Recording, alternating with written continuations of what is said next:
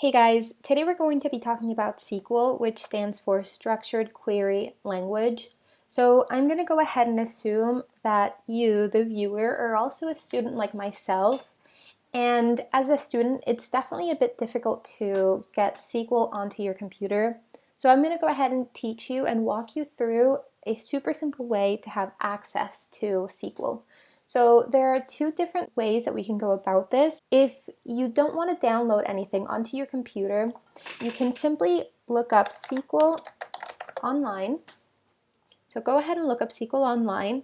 And this SQLiteonline.com has a really nice and super easy online SQL environment.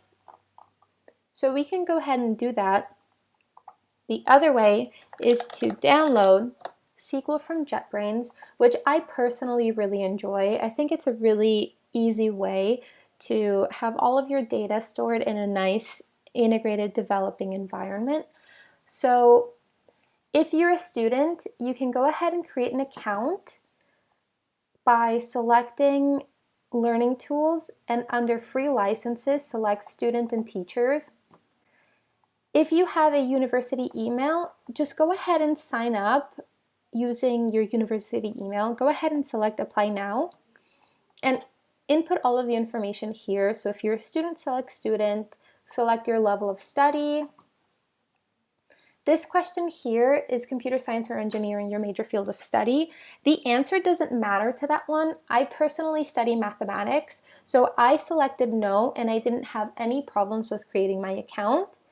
So definitely just go ahead and input the information, select apply for free products, and on the next page, there will be a page that says licenses with different software that you now have available to yourself as a student.